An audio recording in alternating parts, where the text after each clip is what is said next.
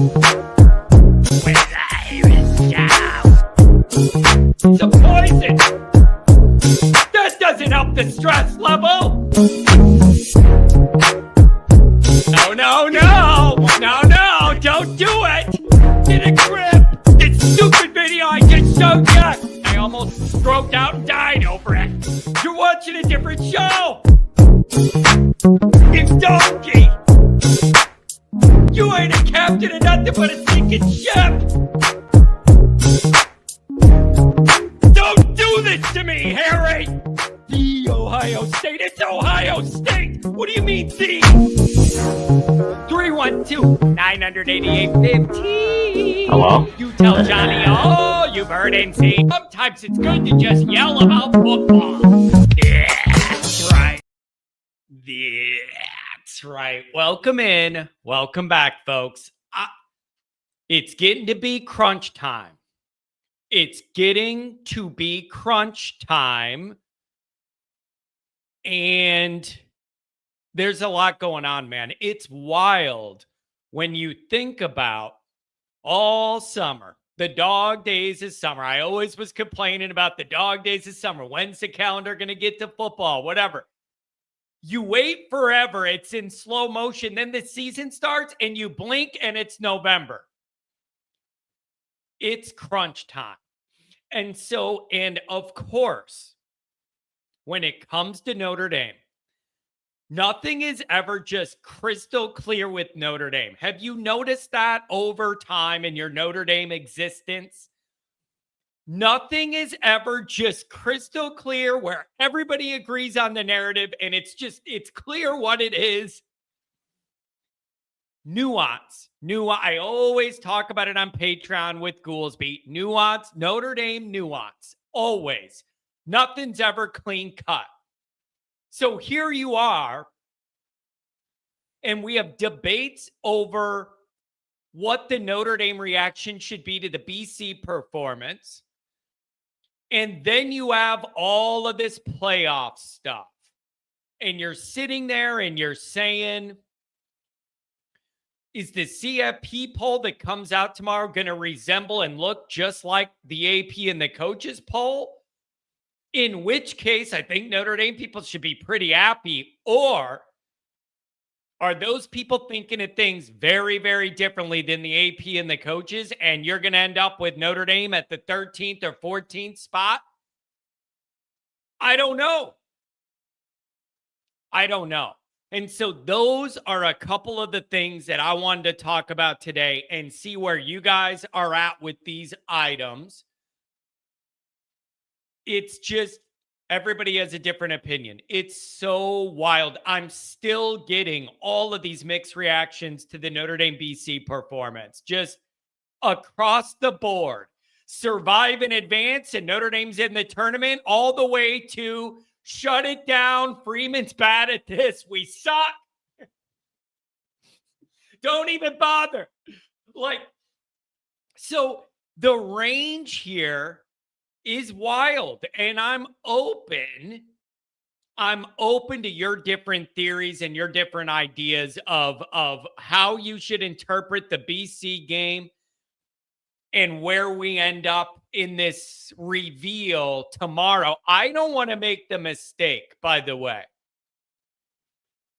I don't want to make the mistake of saying, you know what, we're number 10 in the AP and the coaches poll, so I'm figuring we'll log in tomorrow and be number 10 with this playoff thing.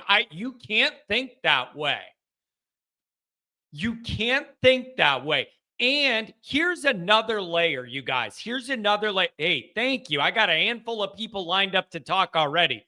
I'm going to put the link in here. There we go. We got the link here. And if you guys want to join with audio, do that. If you have an appropriate backdrop, I get nervous with the video because if something happens in the back of your screen on my show, even though you didn't plan it, something dumb happens in the background of your show, I get in trouble for it. So I'm nervous. That's why the people that are on video, I know they're in a safe situation. And I've run into a couple of those things before. I'm not even going to get into what they were that caused me a little accidental trouble So you just got to be careful with it. But if you have a proper background. Show us your face. We want to see your face. Who said that? You want to see my face? Come on, brother. It's never going to get old, you guys. It's just never going to. I don't care if you think it's stupid or not. It's never going to get old to me. Show us your face. We want to see your face. Here's the added layer. Because Notre Dame has 2 losses and you got this Miami dynamic in here, and it's like A&M is, I think A&M's just, they're going to be in, like whatever, and they have a little wiggle room, actually, they're going to be in. The Miami thing is an added layer to this. And that's another thing I want to know. I want to know what you guys think about this Miami narrative. Is there a moral obligation to keep Miami ahead of Notre Dame in these rankings because they have the same amount of losses and then they beat you head to head? I'm going to tell you, doesn't think that. The AP poll, they got them down at 18.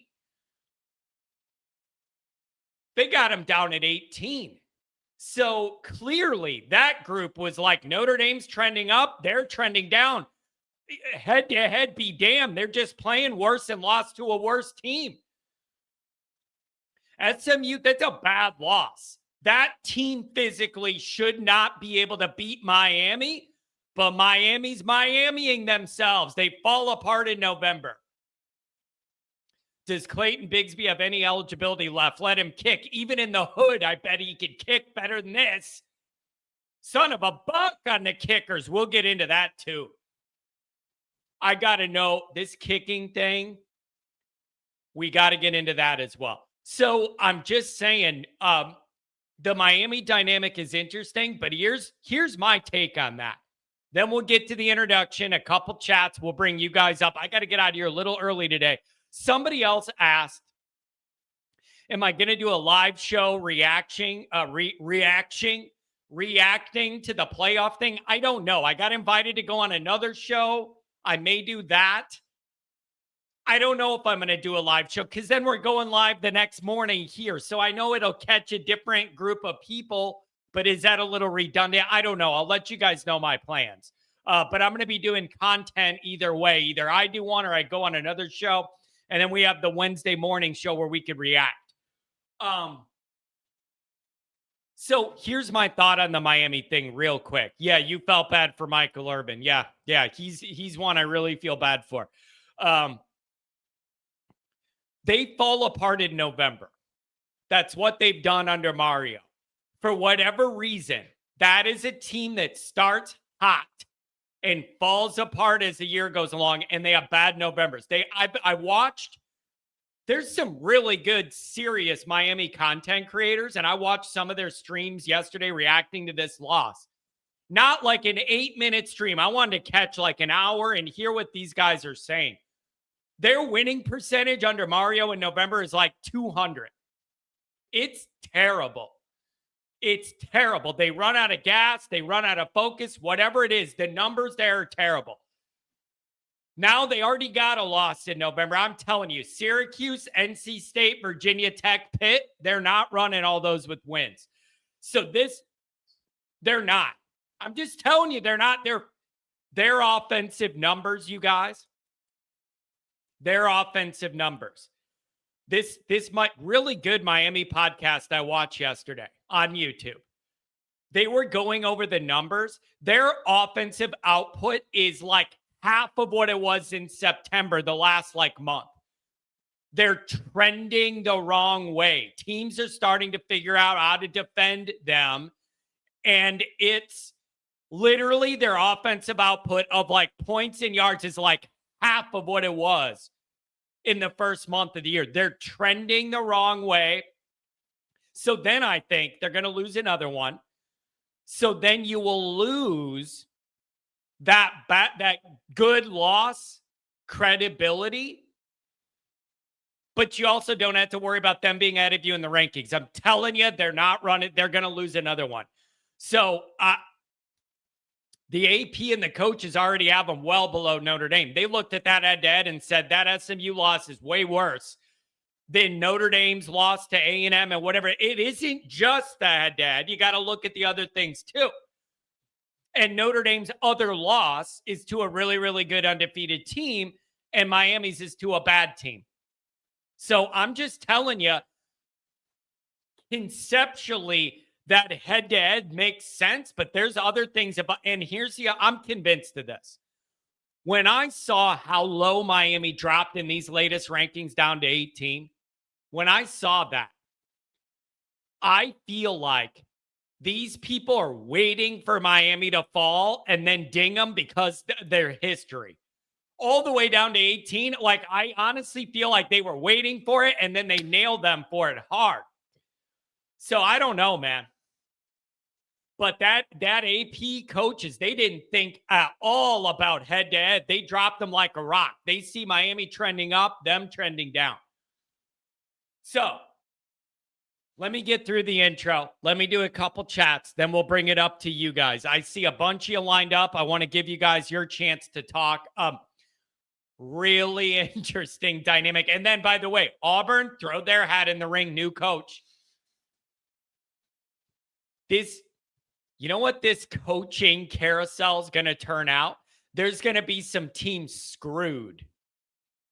There's going to be some teams in a bad spot. For all the openings that are open and are going to be open, there's not enough good candidates to backfill all these spots. There's going to be some teams in a coaching change that are in a bad spot. I'm telling you, there's just not enough candidates to backfill all of the jobs that are going to be open. Notre Dame is already 10. If they win the last 4, they're in. Well, they're already 10 in the AP. And the coaches, that's not the CFP. Scooby-Doo. Scooby-Doo, where are you? Hopefully in the playoffs. Playoffs? You want to talk about playoffs? We can't even make an extra point. So, but yeah, that's the danger there of saying we're already 10, we're good. You're not already 10 till the CFP says you're 10. They could put you 13, 14, and it changes the way we're looking at this. And the AP and the coaches don't mean a lick compared to the CFP. So I don't know, but I'm telling you, this coaching thing, there's going to be some teams in a change regime that don't have anybody good to hire that they want, that's going to excite people, and they're going to have to go way down their list. Telling you that's coming. Too many open jobs, not enough qualified, good people that are proven to backfill them. So I don't know. LSU's a good job. Florida's a good job. Somebody going to want Auburn. Like you got UCLA, which UCLA is a better job than people realize. If you have the appropriate guy, they will support you. UCLA could be a decent job for the right guy. You got Arkansas. You might have Florida State. You're going to have a lot of openings, buddy. You're going to have a lot of openings. As always, thanks for being here. You can find a program on YouTube. Do it. Subscribe if you haven't. Yeah, Jared Clark, call him up. Bring him up from the Florida high school ranks. I'd support that. I'll be on the support staff. Pump up guy. As always, you can find a program on YouTube. Do it. Subscribe if you haven't yet. Appreciate it. By the way, you guys, last night we made it over 14,000. And I can't thank you guys enough. We made it over 14,000 subs. It's been a wild journey, and I thank all of you for that. Give the video a thumbs up. Notifications on so you don't miss anything. Twitter, search bar Always Irish or Always Irish Inc. Emails alwaysirishnd@gmail.com. Audio only. Anywhere you want it, you can get it. If you don't want to see my dumb face every day, nobody blames you. Go wherever you get your audio only. You can listen to me. And then you only get my angelic voice, not my angelic voice and face. Notre Dame on SI, read all about it. I'm glad to see some of you guys caught. I knew there was all that drama with the yeah, exactly, Pat. I know. That's the joke. That's the joke. My face and my voice, quite frankly. I say this all the time. The funniest thing when I go to these tailgates and I meet people for the first time, 98% of the time, it's a family or a husband and a wife. And they come up and then I start talking. And then the wife always says, "You're the one." And I'm like, "Yes, I am." She's like, "You are the one that is on the TV after the game yelling. And I got to listen to your voice." I'm like, "Yes, I am." I certainly am. It grows on you. It grows on you, but so does cancer. That's not always a good thing. Patreon.com/always Irish. We have a good time over there. We're going to break down. We have Raw tonight. Tim Hyde's going to join me and Goolsby for Raw, break down all the BC stuff. Jared and Mike are going to do the offensive film breakdown. That'll get up about 11 or 12 tonight. Right when we're done with Raw, we flip over and load up the film. They break that down. That'll go, when they're done, that'll go live.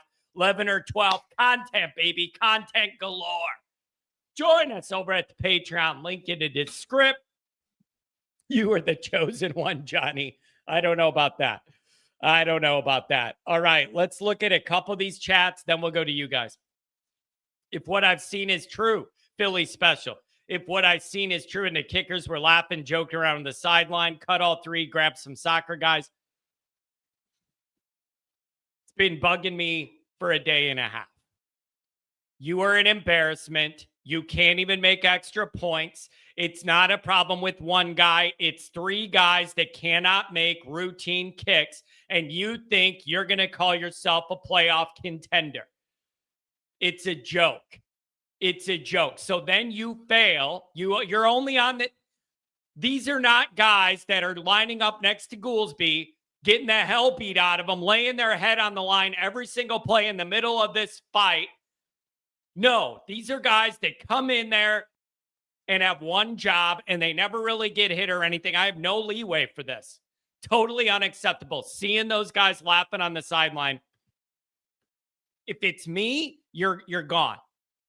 You're gone. You cannot have one job and be this bad at one job, and then it looks like you're not even taking it seriously that you're bad at one job. You're gone. Oh, John, you can't do that. Why the hell not? Oh, you can't do that. There's scholarship on the team. Why not? You can't cut a guy that's not performing and set a standard in the program. You want to be a perennial CFP contender and you can't make extra points. Are you outside your mind? I don't know if it's physical. I don't know if it's mental, but it's mental to me. You used to just be celebrating the touchdown. Take for granted that extra kick. That's when you knew we scored. You go take a leak or grab a Miller Lite and come back and there's a 7 on the board.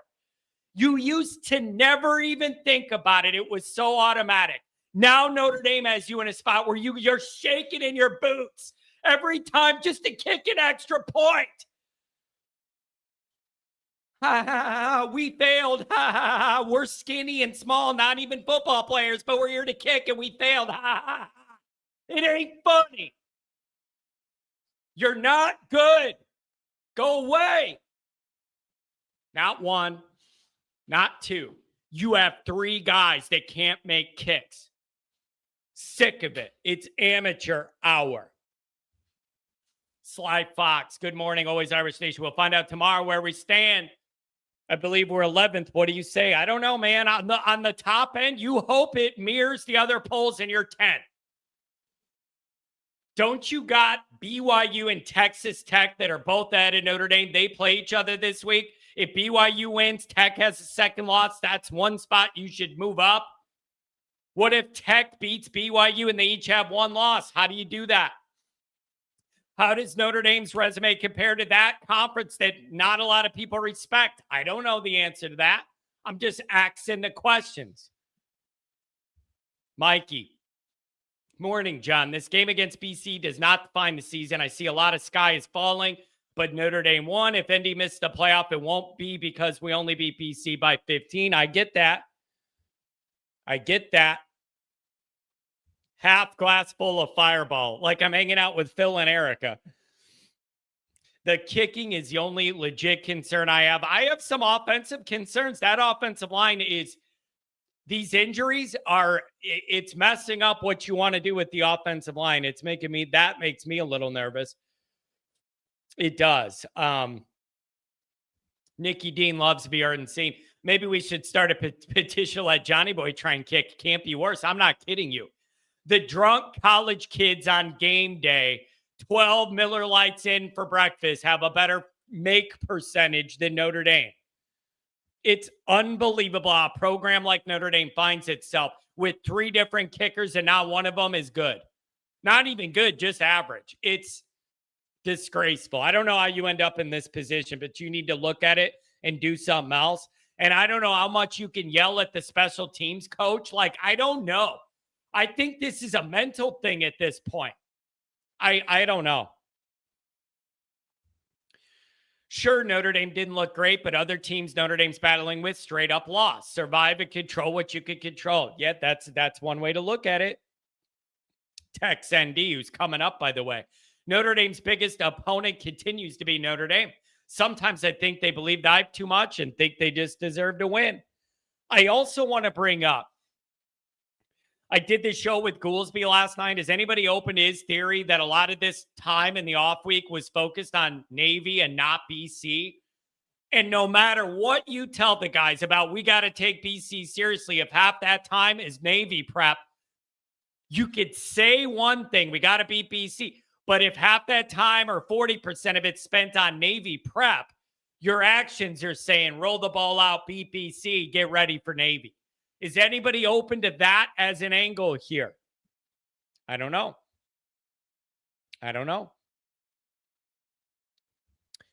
Nikki Dean, I think I'm more upset about Miami losing than the way we won. I'm not. I'm telling you, these people that vote do not respect Miami, and I expect them to lose another game. You lose the good loss credibility, but you don't have to worry about head-to-head. They're going down again. Book it. They're going down again. Book it. So you can't rely on Miami to buoy one of your losses. It's just not going to happen. ND never plays well after the bye. It's been like that forever. Most teams, it's supposed to be an advantage to rest your mind, rest your body, and then get back out there. And it feels like these guys get out of the mindset of like the intensity of the week-to-week preparation grind. It feels like their minds aren't jacked up to the level they need to be coming out of that relaxation period. And they have to kind of zone back in. That's what it feels like to me, man. I don't know. Let's say Miami doesn't lose again. Does that matter? The AP and the coaches poll do not think so. Adam, all the way down at 18, didn't even think twice to move Notre Dame up and drop them like a rock. They see Notre Dame trending up, Miami trending down. Does the CFP agree? I don't know. Promise the CFP will look very different than the AP and the coaches. That's interesting to me. And if that happens, gauging from where we're at in the other two, it's got to be bad news for Notre Dame. I don't see a scenario where Notre Dame's going to be more valued than they are in the AP and the coaches when the ranking comes out tomorrow. So I interpret that if it is different, it means we're going to be lower. 12, 13, 14. And then you got a whole different batch of teams and a blend of wins and losses you need to look for. You know what could solve all this? Not losing your first two stupid-ass ball games. That's the next evolution of a Marcus Freeman Notre Dame program, is getting through September without these dumb losses. You can't live this way forever. You can't live this way forever. That's got to be the next level of this. Getting to November football with margin and leeway. Sick of this weak stuff of who has the better loss. Control your own damn destiny. The odds that Notre Dame's going to be able to win 10 in a row like they did last year after NIU, win 10 in a row this year, the odds of you continuing to be able to do that are minimal. It'd be a borderline miracle statistically if you did it 2 years in a row. It's hard to do. Don't make it that you need it. You know what I'm saying? Now we need Tennessee to beat Vandy at the end of the year. Oklahoma to get a third loss. I don't know, man. How much do you value the SEC? Why don't we just put 10 spots? We'll just put 10 spots for the SEC and everybody else can fight for the other two. I don't know, man. Irish Cubby. Happy Monday. BC's over. Let's move on to Navy and fix some stuff. The polls that don't matter had Notre Dame at 10. Hopefully the one that matters does. I don't know what you're going to get. $10 holler from the rotate. I don't think it's just a throwaway loss and forget about it, people. What is popping up on my screen? You're not rebooting my computer now. Bad timing. It's just a throwaway loss. Forget about it. People, I believe, are rightly upset about the BC game because if we play like that one more time, we're going to lose. Yeah, I mean, that's true. I guess the positive way to look at it is you've seen Notre Dame play much better. You know they're capable of it.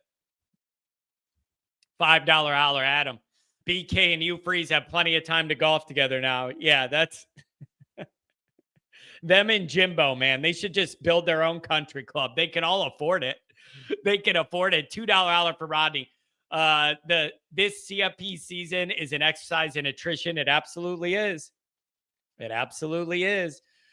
Of course, Kent says, I do think Notre Dame's remaining strength of schedule will hurt them. BC, Navy, Stanford. It's a horrible schedule. It's Kent. It's got to be a blend of you win those games and then some other teams lose. All these teams that are at a Notre Dame are not going to win out. So it's like, I understand you don't have a lot of flash on the back half of Notre Dame's schedule. Other teams are still going to lose. There's other losses on the board. It happens every damn November. Every November, you look at it and you go, oh, that team will probably win out. That team will probably win out. Never happens. It never happens. Every year, there's some teams that slide that you don't think they were going to.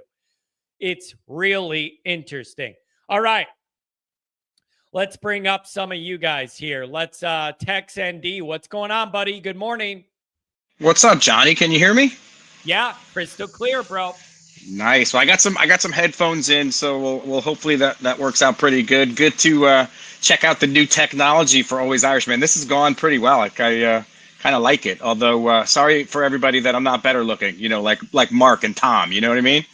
Yeah, and the guy who dressed up as Brian Kelly the other week too. Yeah, good looking guy. Hey, you know what, man? I didn't know what to expect, but it adds a new dynamic with the visual here, and it gives people some creativity. So thank you for everybody willing to jump in on the new format. So what do you make of it, man? How are you viewing the Notre Dame BC game, and what do you think of these CFP rankings?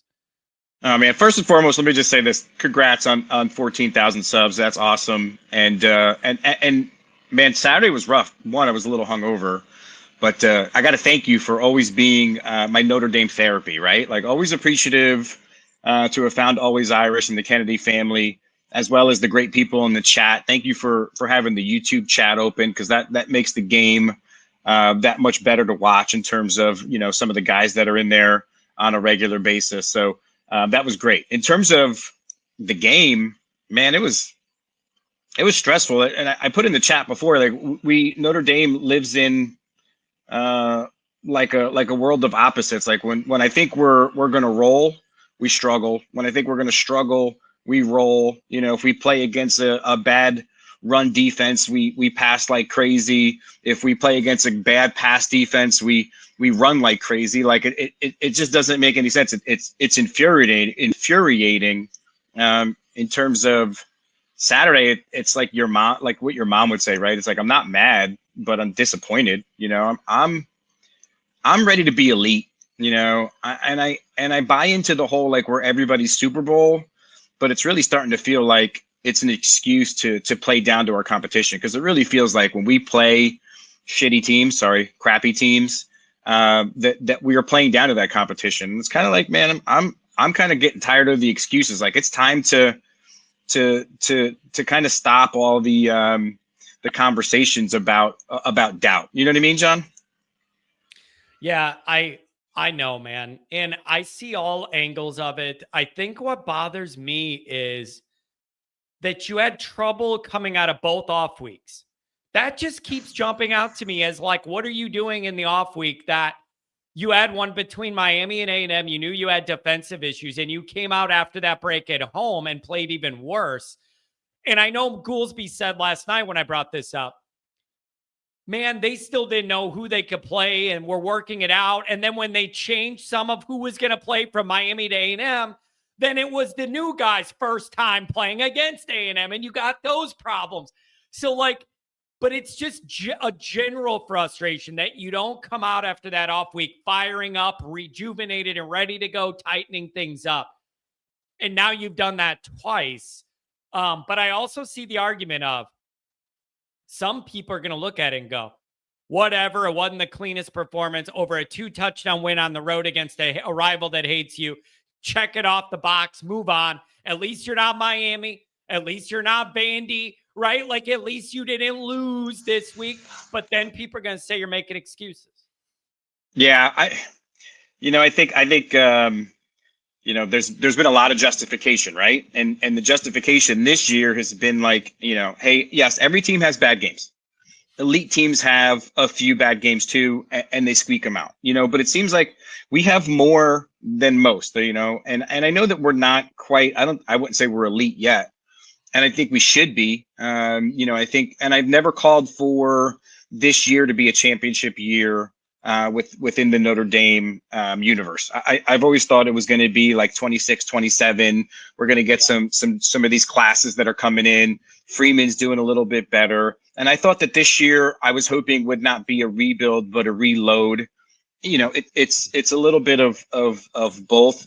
But I'm kind of like, man, if you think about this year and what we've heard, like it was like we lost to Miami, and the excuse was, well, we lost by 3 to a really good team. Great defensive line. Ruben Bain just kind of like just beat up our tackles, and we lost by 3, had a new quarterback. Okay, so then we move on to Texas A&M. We lose that game. Great Texas A&M team. Great offensive line. We only lost by 1 point. Obviously issues with the defense. Okay, so there's a lot of justification. And then it was like Purdue. Well, 23 from Purdue in the first half, but we got better. And then we kind of had a good game in Arkansas, but then it was like NC State and Boise. Well, hey, Carr didn't have a great game, but hey, if you can not have a great game and still win those games like that, then you're doing good. And then we move over to BC, and it's like, well, hey, we had a terrible game, but if you could win those terrible games, you're still doing good. And I'm just like, man, there's a lot of justification going on. It's time to kind of it's time to get a little bit better. Like there's only so long that you can live on the razor's edge, and eventually you're going to fall off the wrong side of that, and it's going to get you. And I hope we get better. But man, again, it's and John, I said this to you before. It's the my Notre Dame world is always cautiously pessimistic. I mean, like anytime that we have a chance to really kill all doubt, and we've built equity. We're coming out. We beat USC. It was a good game versus a really good offense, and we built up a ton of like, hey, that's it, Notre Dame. We took that down. We're going to roll the rest of the time. We've done like, again, last year we beat Texas A&M. Next thing we jump up in the rankings, and then we lose. We beat USC. We get a ton of equity that we've built up after that game, and we come out. We play a stinker versus Boston College. It's almost like we get all of that positive talk, and we get, we want to clear out, the doubt that everybody always has against Notre Dame. And then we ourselves, we squander it. We're just never good at kind of keeping the minutia of doing well, and certainly within the media and the CFB fan base. You know what I mean?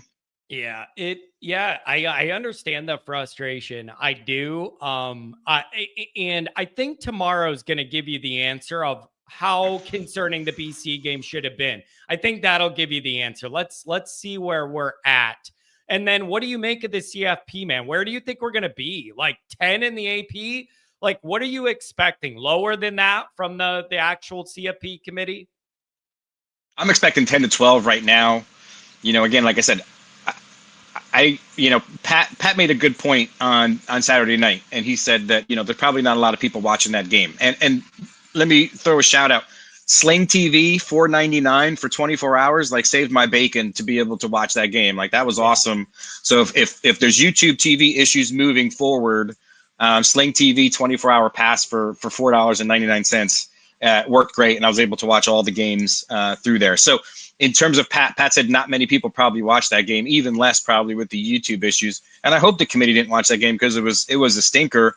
If I'm the committee right now, I got Notre Dame 10, 11, or 12. Like it's not like I don't have them much higher than that because, again, I'm biased. I watched that game. I don't think that we deserve a high ranking right now. Hopefully we get there and we move into it. But, ultimately, I think that we got to start being who we want to be. Like let's roll. Let's do well. and let's win some games with just like they say, like violence. Let's just leave no doubt that we were the better team. And for a good amount of that game on Saturday, there was plenty of doubt on who was the better team that day on that field,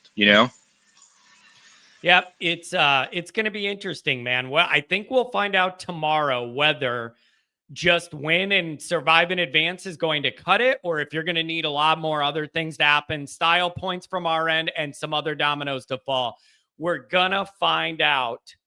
We're really gonna find out tomorrow night. Hey, man, anything else? Thanks for joining, starting us off. Yeah, I got a few things, and I'll jump. But man, it was crazy. Like, did you see the Bill O'Brien? Like, they're interviewing him, and I felt like the whole time the BC coach is just waiting for the shoe to fall. Like, he knows Notre Dame's a better team. He knows we should be blowing them out, and I think like he was surprised that they were doing as well as they should. So that was a surprise. I'm a firm believer at this point. Don't give the ball to Price inside the 5-yard line when we're going in for touchdowns. 12 yards and a fumble. I know he got 12 yards probably because of the fumble, but that's 2 fumbles within the 5 at this point.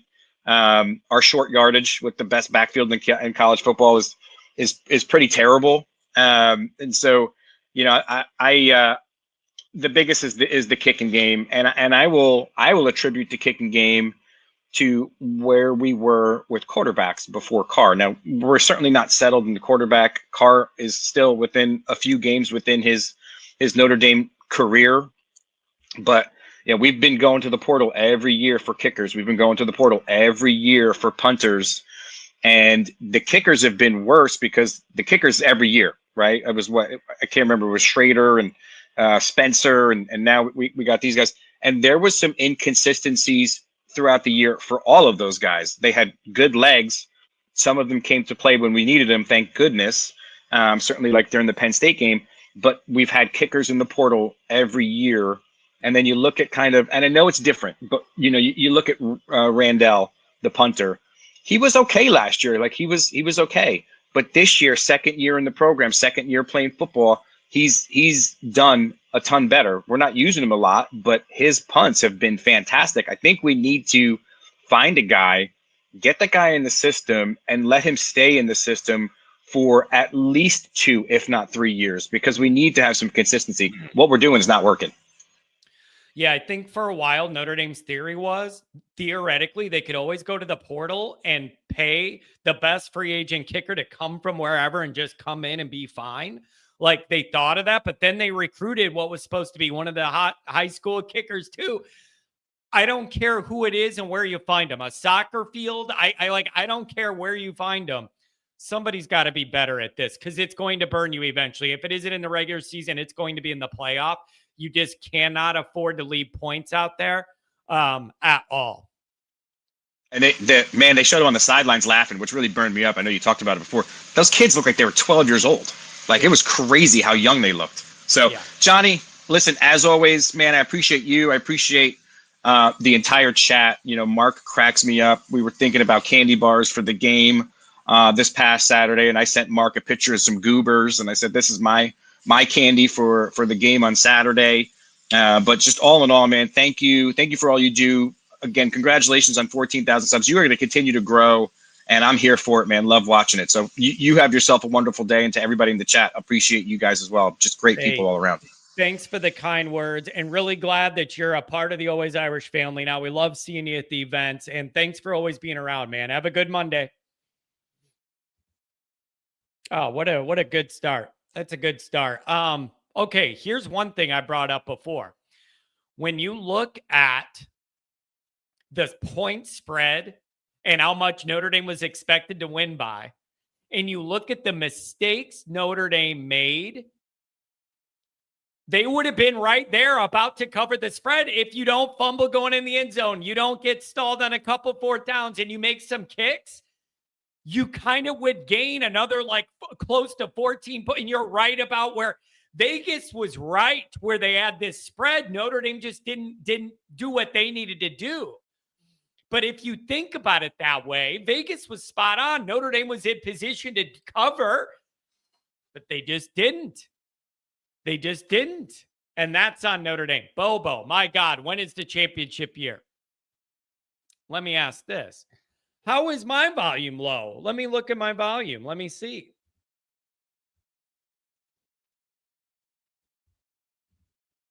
I don't think it's that low. Maybe it changes mine to allow the other people or something. I don't know. But that's a new one. I've never heard that before. My God, when is the championship year? Here's my question. Were you expecting a first-time starting quarterback and a first-time DC to be a championship year? Always Irish senior. Always good to have dad here. You leave it to the Kennedys to be in line at a wake and be bitching about the Notre Dame kickers. That's what we did yesterday. You're in line at the wake. It's like, oh man, we can't make a kick. Thanks for being here, Dad. But here's what I'm saying. Did you think that a first-time starting quarterback and a first-time DC at Notre Dame was like, that was the title year? My thought was, if everything around those pieces comes together, then you have a chance to really do something. But you were going to need that defense to gel quickly under Ash. That did not happen. You are going to need Carr to learn, but be supported by a great O-line and everything else for a while, like whatever. I was thinking, like, who's done it with a first-year starting quarterback and made that run? Trevor Lawrence? Like, the amount of guys that have made that happen, that full journey in that first year, just with the new quarterback, forget the DC. That's tough.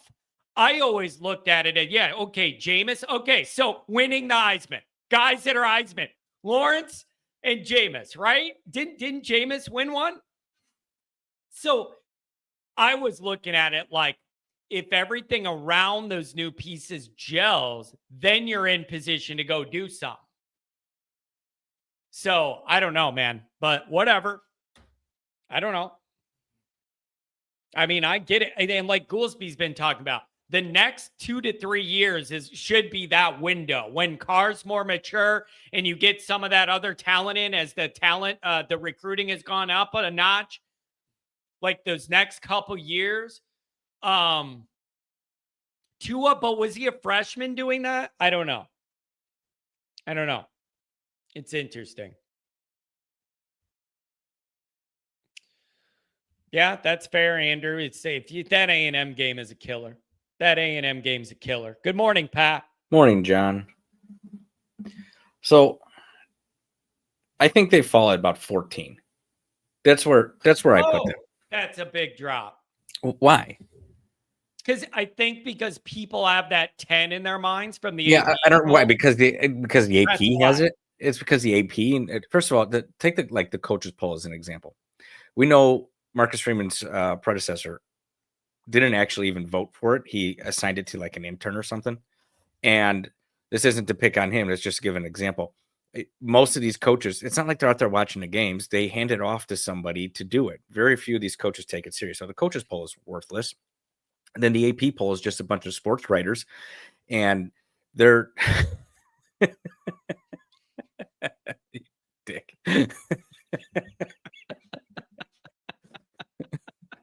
That's good, isn't it? That's good. The AP poll is a bunch of sports writers who they can't watch every game. So yeah, all they do is look at stat lines. So I don't take these polls necessarily to be accurate. They dropped Notre Dame to a point. Then Notre Dame has been winning every week, so they just moved them up a little bit, moved them up. The CFP is going to take a different look at it, and we know this because we've seen it. And what I'm thinking is they're going to fall to 14.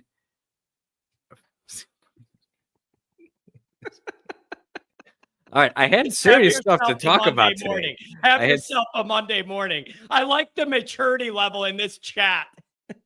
So, anyways, what I'm saying is Notre Dame. I think they dropped the 4. They're going to drop the 14 to CFP, and this is a total guess, but I'm looking at teams that you can say belong in front of Notre Dame. Oklahoma has 2 losses. So they're another 2-loss team, and their losses are to Texas and to Ole Miss. Okay, that's a team that's going to fall ahead of them. How do you put a 7-1 Louisville or an 8-1 Virginia behind Notre Dame? I think the only way you do that is if you don't respect that schedule. Right, Like that, but if you just again, say though, I don't respect if you it, don't I don't. respect their schedule, how do you respect Notre Dame's schedule? Miami is a fraud, and then you played the 3rd best team in the country. Yeah. So you can't say that Notre Dame belongs ahead of those schools because they haven't played anybody since, except for USC. And so I just don't see them at Vanderbilt. I don't see Notre Dame being ahead of Vanderbilt. I don't see Notre Dame being ahead of Georgia Tech. And quite honestly, if I'm the committee, I don't see Notre Dame ahead of Miami. Even though Miami's got 2 bad losses, Miami won the head-to-head. How do you put a 6-2 Notre Dame ahead of a 6-2 Miami when the 6-2 Miami beat that Notre Dame team? You know, I think the only way is if you look at the other loss, right? And then you say SMU is a way worse loss than Texas A&M. I would totally agree. But what's the point of the head-to-head? Yeah. What's the point then? And I'm not look. I'm not saying that this is how it's going to be, or this is just my conjecture on it. That's why I see Notre Dame at 4, because I just see a bunch of teams that have very good reason to be ahead of Notre Dame. Now, with that said, let's look at the other half of it. The Big Ten is definitely going to get 3. They're definitely get 3. I don't know if they can get 4. I don't think they can get to 4 because their next best is USC and Michigan. So what are you thinking? Ohio State, Indiana, Oregon? Yes, because USC has to play Oregon and Michigan has to play Ohio State. And if I'm Notre Dame, the way I'm looking at it, I don't want USC to beat Oregon. I don't want Michigan. Well, USC beating Oregon is probably okay. I don't want Michigan to beat Ohio State. So, Kent, I'm an Ohio State fan in that game because Michigan beating Ohio State now gives Michigan a similar record to Notre Dame and a much better win than Notre Dame has. And so that puts Notre Dame on thinner ice. So I'm an Oregon, or I'm an Oregon fan, and I'm a Ohio State fan if I'm a Notre Dame fan, because I don't want those teams pushing up. You know, this will limit the Big Ten to 3. Look at it this way: if Michigan beats Ohio State's not going to get knocked out. Yeah, Michigan's just going to push in. Who's got to lose out? Notre Dame has to lose out. So that's why I have to root for OSU. I need those teams. I need the Big Ten to eliminate itself. The SEC is way harder. It is way harder. They are definitely going to get 4. Texas A&M only plays Texas. Alabama, outside of playing Eastern Illinois. Yeah. And A&M's got wiggle room undefeated. Even if they drop one, they'll move down, but not out. Correct. Yeah. Alabama has LSU, so I'm a big fan of LSU this weekend. Yeah, me too. For a lot of reasons, that would be very helpful. Yeah. They also have Oklahoma. So Oklahoma's got probably the toughest schedule of the SEC teams. They have Alabama, Missouri, and LSU. So I'm not going to sweat Oklahoma. I think Oklahoma's going to get knocked out. And I said I think Vanderbilt should be ahead of Notre Dame as well. Georgia doesn't have necessarily a difficult schedule. The one thing we got going, they have Texas. So if they win, they'll knock out Texas, and they have Georgia Tech. So unless we want to burn down, they also have Charlotte. Again, for the schedule watchers, but unless we want to burn down Georgia and hope they lose to both Texas and Georgia Tech, they're gonna help us eliminate 2 teams. So that's a benefit. Ole Miss doesn't play anybody worth anything now. Ole Miss cannot help us in any way. So you just need Ole Miss to get upset. But I think Ole Miss has probably the easiest path, and then Texas A&M has Texas. But I don't think Texas A&M could afford to lose a game. So even if they lose to Texas, it doesn't hurt us. So Texas has the hardest path. I think Ole Miss and Texas A&M have the easiest path. But I think the SEC is definitely going to get 4. And then you got the Big 12. What's going to happen in the Big 12? Does BYU beating Texas Tech put Notre Dame ahead of Texas Tech? I don't think so. Why? No. Why would it? They're Okay, now here's a reason why. Losing later in the year is historically more penalizing than losing earlier in the year. So if you're a notch above Notre Dame with one loss and Notre Dame keeps but winning we and don't you know if lose they're. But see, again, here's the thing: we're basing that off of the AP poll. I am saying they're more than a notch above Notre Dame because I'm putting a bunch of 2-loss teams ahead of Notre Dame because I think Oklahoma has a better resume than Notre Dame. Louisville and Virginia have better resumes than Notre Dame. And then also remember something else. This is something they did last year, except for like the Big 12 championship where it was a playing game. One of those teams wasn't going to make it, and the other team was going because of their conference championship. You know, the teams that played in the Big 10 championship and the SEC championship that lost were still in the playoff. That is not an elimination game. If you are inside that top 10 or top 12, whatever it is, the top 12, and you make it to the conference championship game, they are not going to hurt you for losing in the conference championship game. yeah, it's They've got to already be in pegged the you as season. one of the best. You have to be outside of it and use it as a play-in game. So I would be, you know, it's got to be something to think about as well. Conference championship games don't necessarily, teams losing in conference championship games do not help Notre Dame. So I'm just trying to be realistic at what we're looking at. And again, it goes back to the fact that Notre Dame lost those 2 games, and you have to accept that and be ready for it. I could see Notre Dame as low as 14, but then again, look at 14 where you're at. You got 4 weeks and you need to climb 2 spots.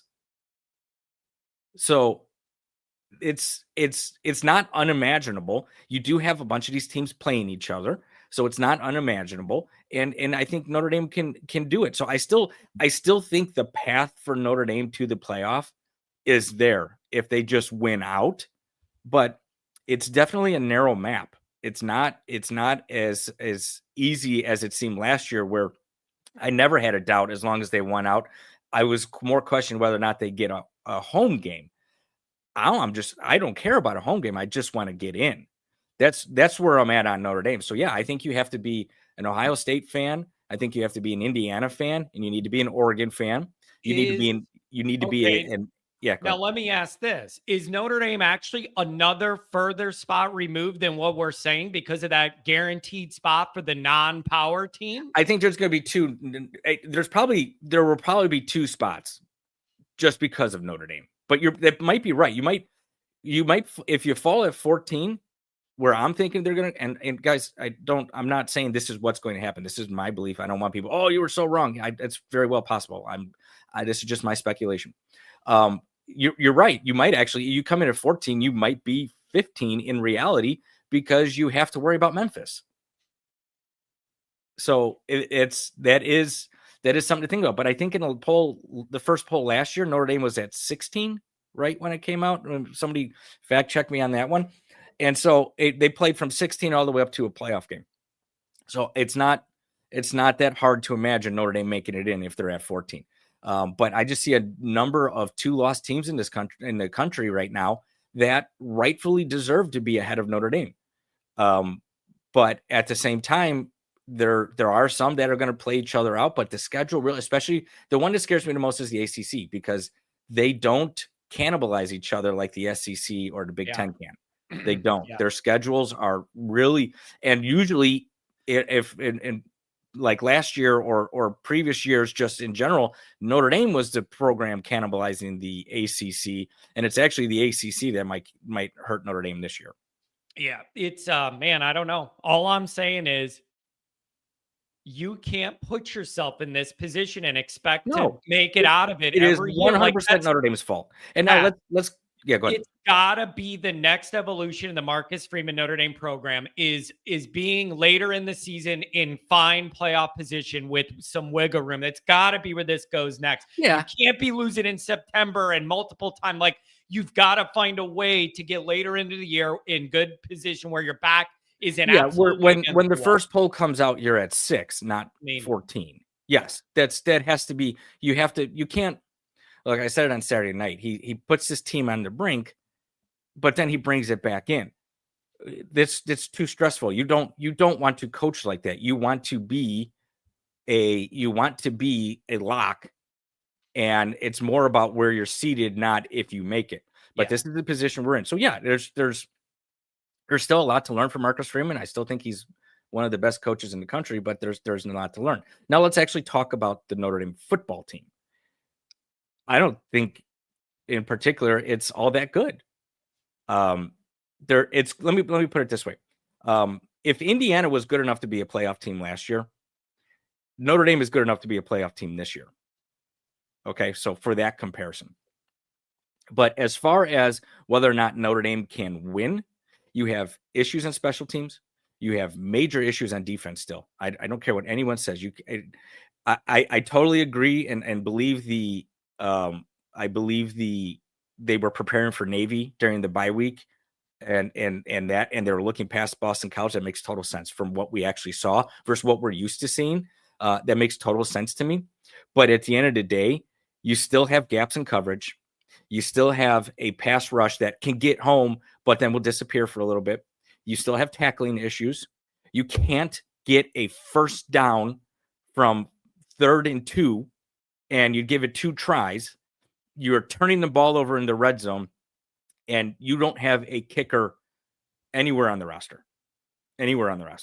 So there are serious flaws with this football team, and obviously hindsight 2020, all that. If I saw this, this turned into be more of a rebuilding year for Marcus Freeman than I realized it would be. But at the same time, it's a rebuilding year that has a chance to make the playoffs, and that is not something that is not a level of talent we've seen at Notre Dame in a long time. So yeah, I think that's fair. Like that would be the bar of if you could get a first-time starting quarterback, a new DC, all the moving parts, losing all that leadership off last year's playoff run team, and you're still able to make the playoff and have some success. I think that would be would be very, very good. I saw a projection of Notre Dame against Ole Miss in the first round, going to Ole Miss. Yeah. Have people watched Ole Miss? Like, don't get me. I don't think Ole Miss is the best team in the SEC, but they play like Notre Dame of last year played. They played hard. They play hard. They play physical, and they're never out of a game. And they are a good football team. I don't know if they're a good enough football team to hang with Ohio State, but they are a really good football team. And so that matchup scares me. At the same time, I'd love to see it. I'd love to see Notre Dame go to a place like that and play in that game just to see the evolution of this football team. The other part that I like is that I wanted the defensive coordinator fired after week 2 or week 3. I don't anymore. It was a reaction to the way the team was playing. As big as their holes are on this team, as much as there's deficiencies on this team, it's a better football team than it was after week 3. It's a much better football team. The regression on the special teams has been pretty brutal, but I think we could all narrow that down to just the kicking game. But everything else, I think it's improved. I think from an offensive line perspective, you need Jagasaw back. I think the problems that you're having as far as them short yardage things is just Jagasaw was an eater of men, and you don't have that there. And you got Billy Schrouth. He's hurt. There's a glaring hole in that offensive line when it comes to you really need to push somebody. And Jagasaw was a guy that showed he could do that. So I don't know. It's a football team that continues to improve, but I don't think it's a football team that can improve to being a championship team. I don't necessarily agree with that. It's inconsistent play for sure. But it's like, but wait, you could reverse engineer that and say, right, is the inconsistent play because you're rebuilding, having to rebuild a lot of places. Right? Like, could you reverse engineer that? Yeah, like, I would. You absolutely can. And Mark, I understand your point, and I'm not trying to make an excuse for this football team. I'm not. And WPP, that's a fair point too. That you can absolutely say that. I don't necessarily agree with that. But I will concede your point that it can be the case. So, but to Mark, go back to Mark's point. Is it inconsistent because it's rebuilding, or is rebuilding an excuse for the inconsistency? I don't know. But you're replacing. You got freshmen playing at safeties where you had seniors before. You have you had lockdown corners, and now you got a guy who gets burned all day long, and another guy who's still a lockdown corner. You got inconsistent linebacker play, inconsistent pass rush in all places that you didn't have that before. So there's definitely issues with the defense. I when I look at it, I just see that he's trying to rebuild. And again, when I say it's a rebuild that has you in contention for a playoff. Yeah. So it's a different kind. It's not what we're used to when we saw rebuilds.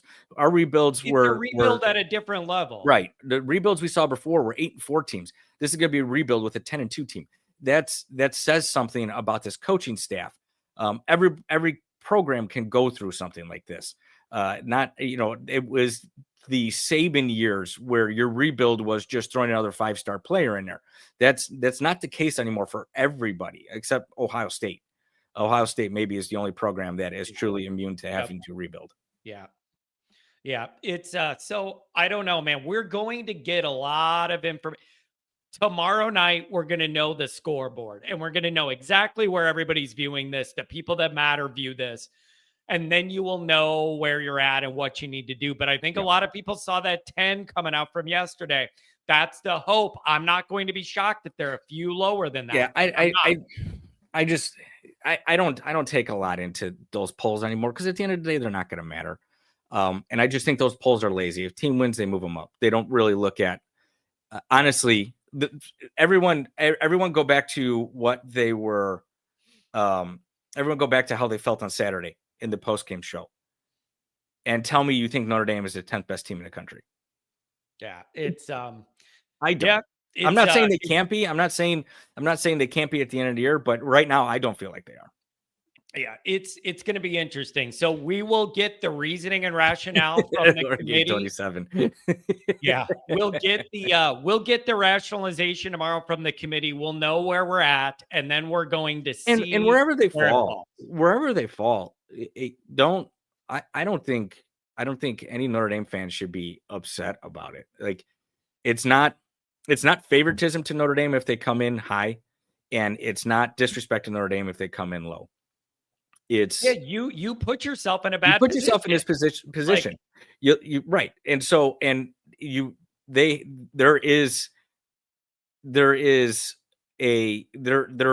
resumes for a reason. These games are played for a reason. And yeah, like one of the things I hate, the narrative I hate, is Notre Dame schedules a soft schedule. Notre Dame schedules teams, and they schedule just like everyone else.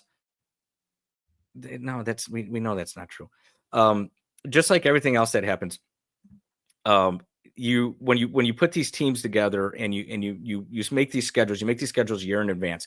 So who knew that Texas A&M was going to be really good and Arkansas was going to be really bad? I mean, you probably could have guessed, but Notre Dame puts teams on the schedule. The ACC puts teams on Notre Dame's schedule. Notre Dame can't necessarily predict who's going to be and who's going to be good and who's going to be bad.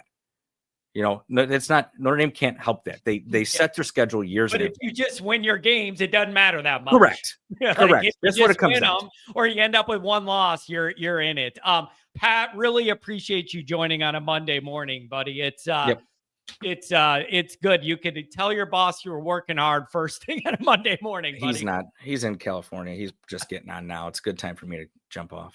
Hey, thanks a lot for all the input, buddy. All right, later. We'll see you. Oh, man. Somebody said, Rodney, you're coming up. If you're on hold, we'll get to you. Somebody said, like, there's no way this could be considered a rebuild or whatever. Like, I see this both ways. I think you could argue new quarterback, new DC, and you lost all of your star guys pretty much from that defense last year. Couple guys in the secondary, captain linebacker, your key cogs on the defensive line, you lost them all.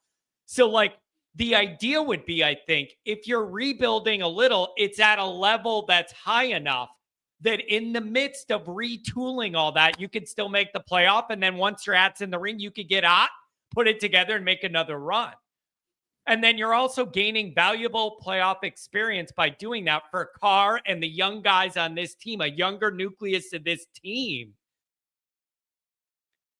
I think that would be it, man. Like you could retool all this and still be at a playoff level. That's where I think you want to be. Cotter is again mistaken. The polls do matter. The playoff committee copies and pastes its ranking from the other polls. If it does, that benefits Notre Dame. If it does, that means Notre Dame's at 10. And then I think if you win, you're in. But I am open to seeing Notre Dame at 13 or 14 tomorrow. And then that's going to change all the different calculations. So I don't know. I didn't hear anything about the rebuild. Well, you must not have been paying attention. We talked about it all summer. What is this going to look like? Are you good enough with a new quarterback and a new DC to make a playoff run or not? I talked all summer. Are you going to reload? Are you going to rebuild? What are you doing? I think the prevailing thought was, is this program at a high enough level with the first year starting quarterback and a new DC and losing all that defensive talent, you could still make the playoff? That's kind of the bar. So you just couldn't start 0-2. It's pissing me off all over again. You couldn't start 0-2. You could start 1-1, but you couldn't go 0-2. And you went 0-2. And it's pissing me off to see everybody bowing at the altar at Texas A&M. You gave them that game at home. And it's pissing me off. It's pissing me off how Miami, and then they're falling apart too. Why are you mentioning a new DC? The average DC is 2 years at a place. Well, cool story. It's a new DC and you didn't know how it was going to go and everybody questioned the hire. And obviously there was an issue. So that's why I'm mentioning the DC, because it wasn't smooth. What do you mean? Why am I mentioning the DC? All summer we talked about the two big things here. The new DC and how that would all happen and the new quarterback. Like that was the main talking point all summer, was how Notre Dame was going to navigate Chris Ash taking over the defense and having a first-time starting quarterback. We talked about it all summer. And I said, is Chris Ash going to be able to just maintain this defense? Like, even if it doesn't get better, can you just maintain it? The answer was no. Took a while.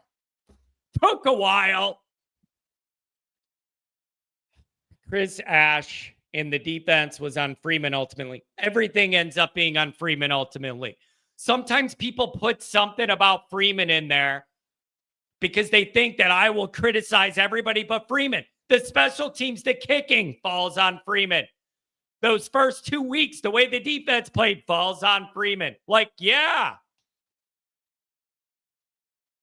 Coordinator turnover, some every school deals with. Yeah, and I'm only worried about this school. Like, Andrew, you're right, but I'm only worried about our situation. And there was reason to worry because you gave up 900 points to the Aggies in your place. Not on the road. You gave up 900 points at home to Texas A&M.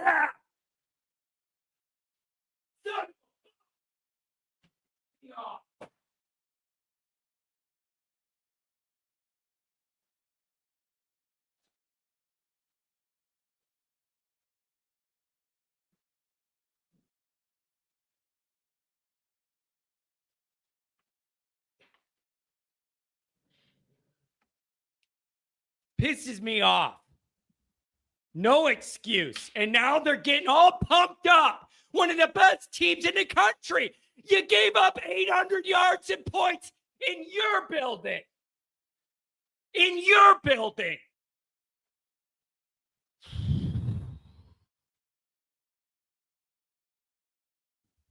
Rodney, good morning.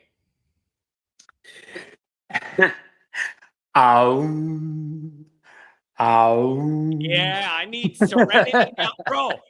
Rodney, I gotta get an advertising deal for one of those meditation apps. Wouldn't it be the most perfect thing of all time? If it works for you, then it would be a no-brainer when it comes to selling your product. So I think that's and me too, for that matter. Me too, for that matter. Man, what a weird, and yet, I don't know. This was kind of, it's reminding me of last year, not just this team, but the college football season in general.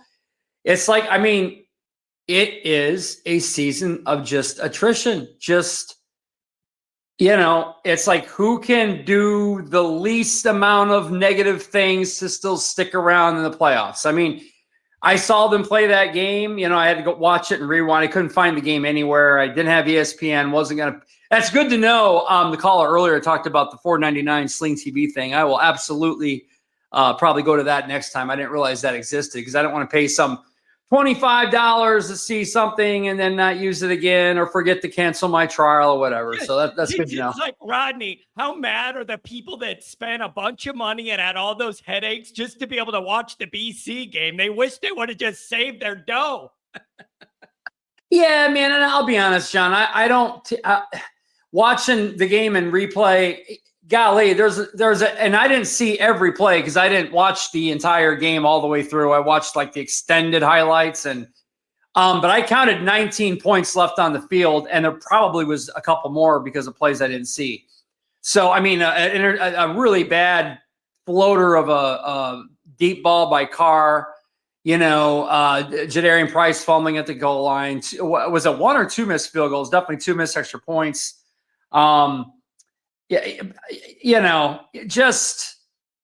Just mistakes in a rivalry game on the road against a 1-7 BC team that's probably better than that. And what I mean by that, John, is 1-7 teams now are not the same as 1-7 teams 3-4 years ago. There's just more parity. It's not the NFL yet, where the worst team in the NFL can still beat the best team on a day in which, maybe things don't go as great for the best team, but it's getting more like that. There's just a lot more parity, man. That's why no one should really sweat these last 4 games as long as we don't lose.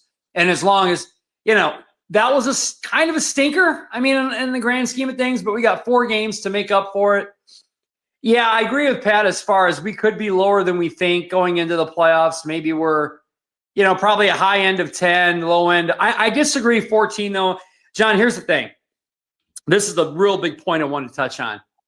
We have to not forget head-to-head for sure matters. But when your head-to-head was game 1, and let's be honest, it's not just, that win looks so good for Notre Dame. Now it's looking like that loss looks so good for Notre Dame. Now it's not looking so good. Well, obviously it was looking pretty good for the pollsters too, because they had Miami number 2 in the country. It's like teams change. Lou Holtz said it. You do not have the same team every week. And certainly throughout the year, John, some teams are going to ascend, some are going to descend, some are going to, hopefully, for their sake, stay the same. A la Ohio State, Indiana, they look like the real deal, and they've been there from game 1. So the Miami team that beat us is not the same Miami team. They're not the same. They're regressing as they have done under this regime for the last few years. So, yeah, maybe 13th, maybe 12th, 11th, 10th at the highest.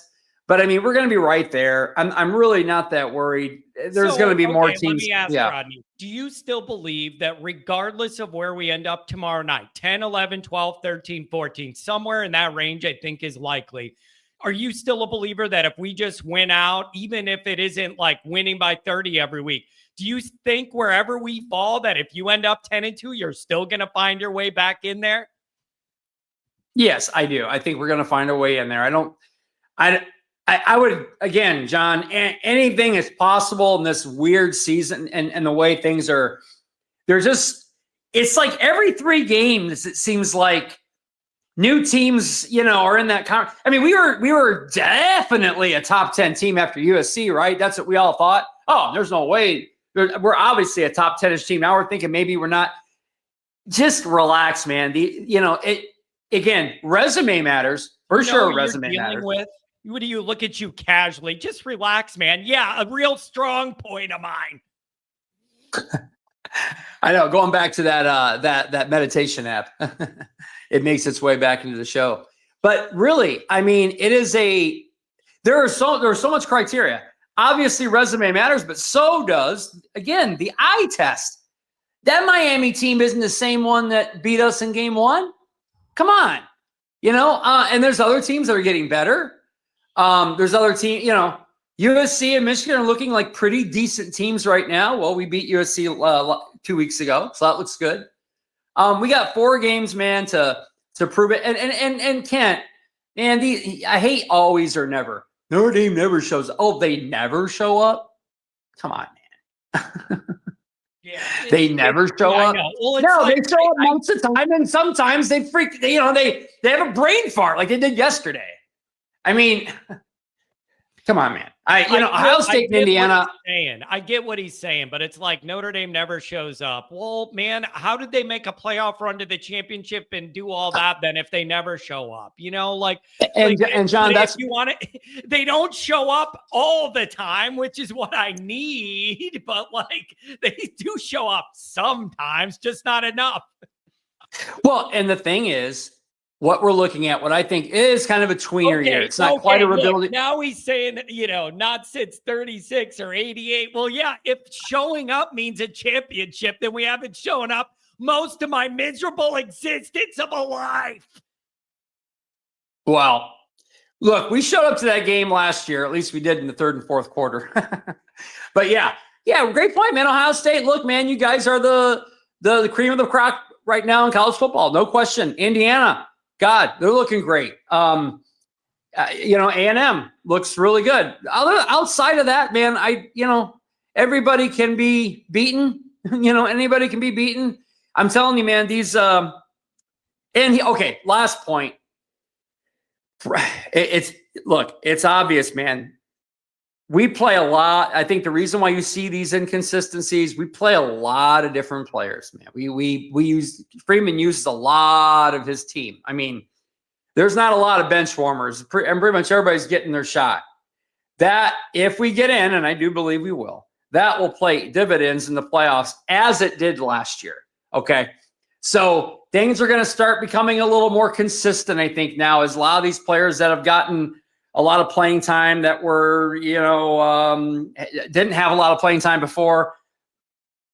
These college football seasons are different than they used to be. They're becoming more like the NFL. A team can get really hot at the end and make a real run. I don't think we're going to win it this year. I'll just say that right now. But that doesn't mean we can't make a good run either. I mean, again, you wonder, is the other shoe going to drop for Ohio State or Indiana? Are they going to falter a little bit at the end because they've been so good up to this point? Maybe not, but we'll see. Other teams are ascending. It's a long season. It's a very, very long season. And that playoff has 4 more games to it. It's like, this is a season of attrition, and we just got to avoid a loss and avoid another stinker of a game. Then again, we may have another stinker of a game and 4 teams ahead of us lose. So it's like, but it does matter for creating consistency going into the playoffs. I have no idea what's wrong with this kicking problem. This is, John, it's laughable. I mean, it's a clown show out there. It's an absolute clown show. I don't know if it was you or who said it. You have kickers on ESPN at halftime kicking through the uprights better than these guys can do. It's unbelievable. 12 beers for breakfast, and McAfee has them go up there, and they bang it right between the uprights. Yeah, well, maybe they need some beer before they go in there, man, because I think it's a mental thing. I really do. I think it's mental. It's got to be. You can't. Come on. Obviously, you can kick an extra point. You wouldn't be in college football. Yeah, so it's mental with kickers, man. Yeah, it's driving me nuts. So I don't know, but all I know is I am glad for tomorrow night, because at least you're going to gain some clarity, and it will not be ambiguous anymore what the committee and the powers that be think of Notre Dame. You're going to get a really good idea of exactly what they think of you. And then you will know exactly what needs to happen around you to get this thing over the finish line and into the playoff. So I don't know. But the overarching picture is, if you don't start 0-2, you don't have these worries. That is Notre Dame's fault. And we are not in the position to complain about anything that happens. You started out 0-2 in 2 winnable games. That's your problem. And if you miss playoff, you have yourself to blame. Go play Kelly in the Cheez-Its Bowl, or LSU without Kelly in the Cheez-Its Bowl. Well, it's like you were saying, John. I mean, that is true, and I agree. But at the same time, man, I am so much happier as an ND fan than I would have been years ago when those 2 losses would have led to 2 or 3 more losses.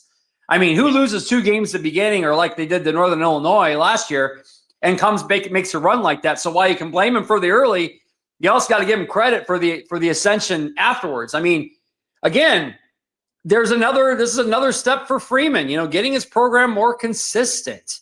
But I do think it has to do with bringing a lot of different players into the fold because of injury, because of depth issues, whatever. But it will set us up. If we get in, it'll set us up for a really solid foundation for the playoff run once we get in there, if we get in there. Yeah, it is, man, it is. I'll just say this. On a day where a lot of teams around and at Notre Dame lost, we didn't feel great, but man, you had got out of there with the biggest thing you needed, and that's a win, and you're still alive. November football still matters for Notre Dame. It is a really, at least you saved that. Anything else, Rodney? Good to see you, buddy. Yeah, you too, John. No, that's it, buddy. Hey, man, it's fun. I mean, it's interesting as all hell, man. I've never been more fascinated by these last 2 seasons of college football have really been a treat. Let's be honest, man. It's what we're here for, that emotional roller coaster. As much as we stress over it, it's kind of fun too. It is kind of fun. We're all addicted to riding that roller coaster every Saturday. Our whole lives revolve around it. We're all addicted to it. Like, you can't complain because we love this shit, And it has not disappointed. All right, John, have a great day, man. Hey, Rodney, good to hear from you, man. Have a good start to the week. We'll talk to you soon, buddy. How much time you got, buddy? Does Rodney look like the Iron Sheik? Rodney is a professionally trained actor that spent a lot of time in LA, been in some movies. He could do whatever you need him to be, man. How much time you got, buddy? How much time you got? There's too many. This is interesting. Really interesting. Too many ACC teams not playing each other for the committee not to count the ACC championship game against them. That is going to be really an interesting thing. And like Andrew said, something that needs to be asked of the committee when they come up with their rankings. Here's my overall position on the rebuild, reload, retool dynamic. Whatever you wanted to call it, with the new starting quarterback, the new DC, replacing all that defensive talent, whatever verbiage you want to use to define that process for Notre Dame entering this year. The foundation at Notre Dame is such that you should be able to navigate that stuff and still make the playoff. That's where I'm at. You can acknowledge all those moving pieces are a little bit challenging to get integrated, but you should be starting at a foundation in Notre Dame high enough that you can navigate those, acknowledge they're tedious, and still make the playoff. That's the damn bar. That's the bar. Levi, what's up, buddy? What's up, Johnny? Can you hear me? I got you loud and clear. Hey, first time caller. I appreciate it, man. I thought you might be one, and I appreciate you waiting it out, man. What's on your mind? Thank you. I like that TDJ picture. What's going on? Well, I came across something that I haven't heard anyone really talk about. I was looking at Vegas's odds for Notre Dame to make the playoffs, and they have them at minus 370, which is an implied probability of 78.7%. Now, during the BC game, graphic came up saying with a win, Notre Dame had like a 26% chance. I saw that. Personally, I trust Vegas more than I trust the talking heads because they actually have some skin in the game. Now, just for comparison, they have Bama at a 90% chance, Georgia 84, Oregon 75, less than Notre Dame. Miami, I found this one interesting. Miami, who a lot of people think still could be ranked above us in the new projection, they have them at 25% chance. So take that for what it's worth, but I thought it was at least worth mentioning. Yeah, man, it's all like I have the thing in my mind, like the hangover guy with the all the equations on the board, like figuring out what needs to happen. Like, I don't know. I'm looking forward very much to the clarity tomorrow night will provide as far as having an idea of where Notre Dame needs to get and what's in front of them. I don't know what to think. Do you expect Notre Dame to land in that 10 spot like the AP poll, or are you seeing 12, 13, 14? What do you think?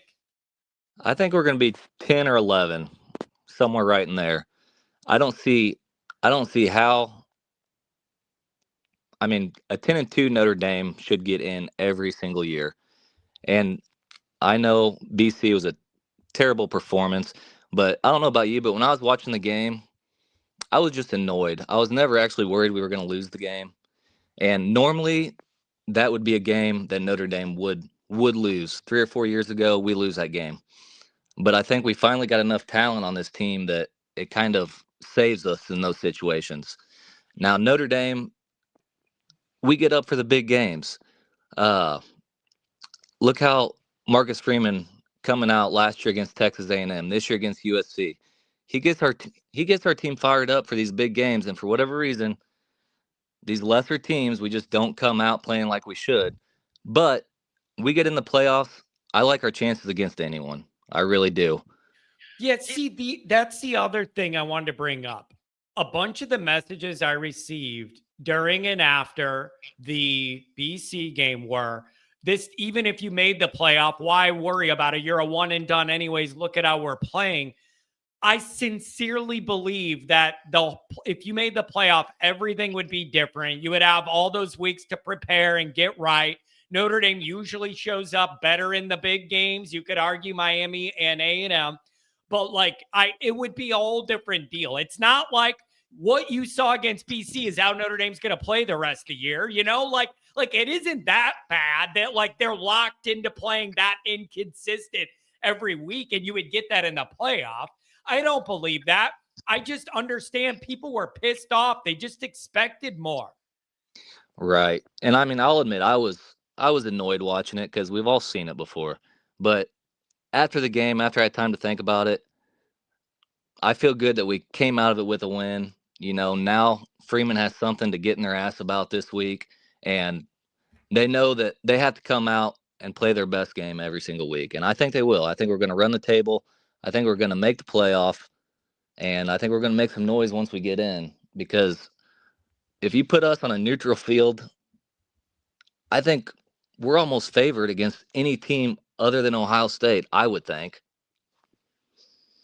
I don't know about that. That would be interesting. I don't know about that. But again, it's just once you get in it, anything could happen. Any team could get hot, anything could happen. And the other part of this is, even if you didn't believe Notre Dame was a championship caliber team this year due to injuries on the O-line or the quarterback or whatever reason, some lapses on the defense, whatever.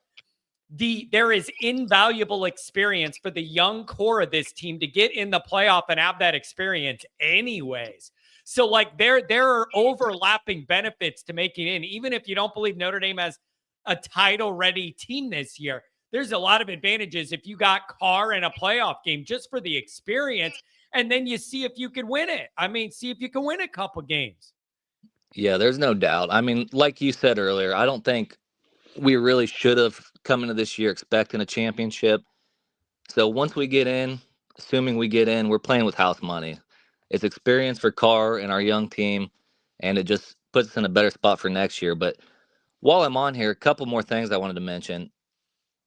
Do you think Denbrock, whenever he comes out throwing the ball down the field like he did against BC, Do you think he's overcompensating for like the Miami game where he had the training wheels on Carr? A little bit, but also like Goolsby was talking about last night, some of it is just what the defense is presenting. And he's like, when you're wondering why they're throwing it that much when it's windy, it's because BC's stacking the box and that's what's open. Right? And he's like, they were having trouble covering on the back end, and then they want to stack the box. You're going to Denbrock sees it, you're going to throw. Yeah, that makes sense. Yeah, sometimes the way he calls the game is a little bit questionable, but I mean, he's still one of the best OCs in the game. We gotta have faith in him. Well, then you gotta, if he is all that, they gotta figure out how to be better in short yardage and end zone yardage. Like you gotta figure out a way to be more efficient there. Right. My other thing I wanted to ask you: do you think Notre Dame's run through the playoffs last year holds any weight with the committee this year? Dude, I thought of this at like 1 a.m. last night. I'm laying there. I'm so glad you brought that up. I was laying there with all these thoughts in my head, not able to turn my brain off. I think it does, but subconsciously, where it isn't going to be talked about in that room when they're debating it. But I think subconsciously there's some credibility gain for teams that make a run that kind of prove that they could hang. I think it is, but it's in the back of their minds and maybe they don't even realize it. That's my answer. Right. Yeah, I'd agree with that. Does that make sense? 100%. I totally agree. So, yeah, I don't know. But tomorrow is going to be it'll be very clarifying. And then we will be able to chart what we need to happen to be able to get in. But I would think 10, 11, 12, 13, somewhere in that region would not surprise me. I think even if we're down to 14, I still like our chances to get in. The only thing that might hurt us is if there's a bunch of conference championship upsets. Yeah, man. I don't know. And I don't know how this committee thinks. I don't have a clear understanding of what they value. They seem to change their own criteria team to team, week to week, year to year. And I just don't know where they're coming from. So I'm at least getting excited to like see where they're starting from. Yeah. We'll see what we got to do, but we know we got to win out. And I think that starts Saturday under the lights. I think we're going to kick Navy's ass. Man, I hope so. And you know what else? If the theory is accurate that Notre Dame sleptwalk against BC because half of their time off was preparing for Navy, well, then you damn sure better come out and be ready to beat the hell out of Navy, right? Hey, I hope our kickers come out wearing Daisy Dukes. That might help them. Yeah, I tell you what, them are some shorts. Gosh dang, like put on some pants, bro. Hey, man, thanks for joining. I like a first-time caller. Good job on the first time. Jump in again. Hey, thanks, Johnny. I will. Oh, man, his audio went out right at the perfect time. We were done anyways. All right, you guys, I got to get going. I'm sorry. I see a bunch of you back there. Some of you are regulars, and I'm sorry. Adam's a regular. Tom is a regular. I got to get going. I got too much I got to do today. Sorry to make you guys wait, but I wanted to get in some people that are not as regular as Adam and Tom to get them in the rotation. I hope you guys understand. I'm sorry. John should rock Daisy Dukes at the tailgate. Mikey, the idea is to have more people come to the tailgate, not to scare everybody away. Nobody wants to see my skinny monkey legs. I love this dumb show. I love this show so much. Thank you guys so much for being here. Again, I'm sorry to some of the regulars that I didn't get in. I really do apologize. John needs to see the Dodgers parade. No thanks. I'll never recover. So I appreciate. Dude, you guys, you wait a second. You guys do realize that was not my house. That YouTube short with all the Halloween stuff, that was not my house. It was just a house where we were trick-or-treating. I never said it was my house. That's like $50,000 worth of creepy Halloween stuff. You really think I was buying that and setting all that up? You're outside your mind. That was not my house. That was just where we were trick-or-treating. All I said was, not your normal Halloween trick-or-treat stop. I never said, look at my house. Dude, you might have a problem if you, like, that was a little bit much, but we walked by it. I'm like, holy crap, this is a YouTube short. But no, that was not my house. Anyway, that was a lot of effort for whatever they did. It was very interesting. Anyways, I love you guys. This is awesome. Sorry to the regulars. I didn't get in. We're going to have Monday Night Raw tonight with the boys, getting the band together. And then also, the playoff thing comes out tomorrow night. I'll either go live, be on another show maybe, or we go live Wednesday morning. We'll make sure we hit that hard. Love you guys. Thanks for the donation. Thanks for being here.